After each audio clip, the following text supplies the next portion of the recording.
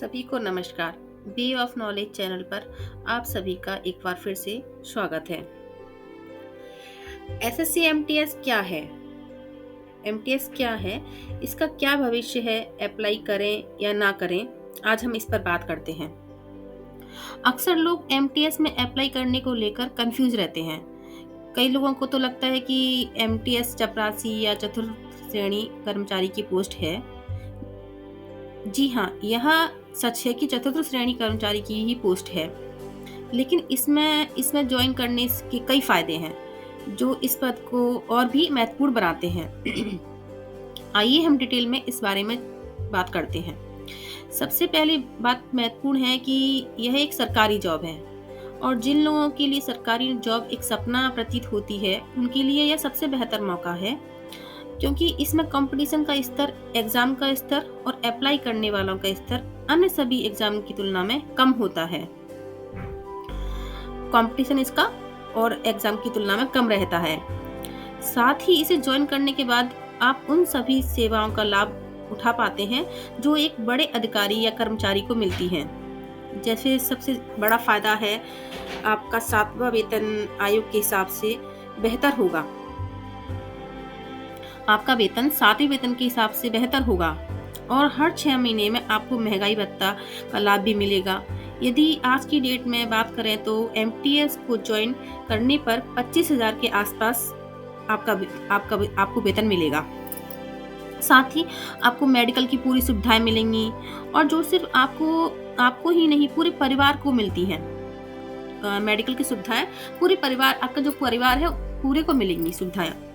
बच्चों के स्कूल का खर्चा, पढ़ाई का जो खर्चा होता है वह भी मिलता है। न्यू पेंशन स्कीम में सरकार का अंशदान जैसे सभी लाभ आपको प्राप्त होंगे। ऐसे कई प्रकार के लाभ आपको इस नौकरी में आने के बाद प्राप्त होंगे। इसके अलावा यदि बात करें तो आप लगातार तैयारी कर रहे हैं और आपकी उम्र ज्यादा होने के कारण आप अप्लाई नहीं कर पा रहे हैं, तो एमटीएस में आने के बाद आपको केंद्र सरकार के कर्मचारी होने का फायदा भी मिलेगा, और जो सभी विभागों में आपके लिए 5 वर्ष के लगभग 5 वर्ष से अतिरिक्त छूट आपको मिल सकती है। जिस पोस्ट के लिए 30 तक आप अप्लाई कर पा रहे हैं, उस पर आप 35 तक कर पाएंगे, और 35 तक कर पा रहे हैं तो 40 तक कर पाएंगे। इसके अलावा एक और सबसे बड़ा फायदा है जो आपको शायद नहीं पता हो, कि भारत सरकार ने 2022 में प्रमोशन के लिए सर्विस की सीमा को घटाया है। मतलब जहां 2022 से पहले आपको एमटीएस से एलसीडी या क्लर्क का प्रमोशन के लिए जहां 15 वर्ष लगते थे, वहीं अब सिर्फ 6 वर्ष में आपका प्रमोशन एलडीसी बन सकते हैं। मतलब आप जहां एग्जाम के जरिए पहुंचना चाह रहे थे, वहां प्रमोशन से भी जल्दी पहुंच सकते हैं, जो मुझे लगता है एक बेरोजगार रहने से बेहतर है। साथ ही आज के समय में यदि आप किसी ऐसे डिपार्टमेंट में पहुंचते हैं जहां एडमिनिस्ट्रेशन कैडर या एमटीएस एलडीसी की सेक्शन ऑफिसर तक भी पहुंच सकते हैं। एमटीएस एलडीसी से सेक्शन ऑफिसर तक की पोस्ट आप प्राप्त कर सकते हैं। दिल्ली सरकार का एडमिनिस्ट्रेशन कैडर इसका उदाहरण है।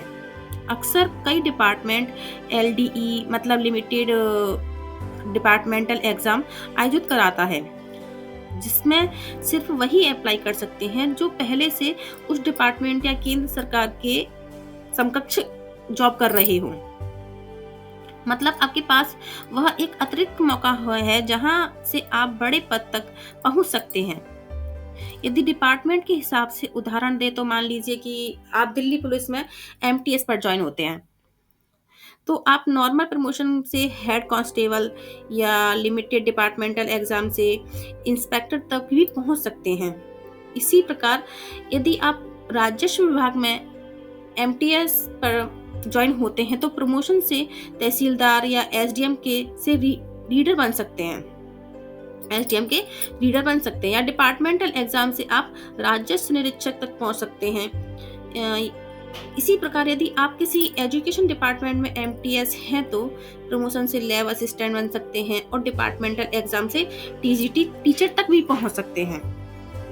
इसी प्रकार यदि आप दिल्ली सरकार में एमटीएस हैं तो आप प्रमोशन से सब इंस्पेक्टर रैंक तक आसानी से पहुंच सकते हैं, क्योंकि दिल्ली में प्रमोशन चैनल सबसे फास्ट है।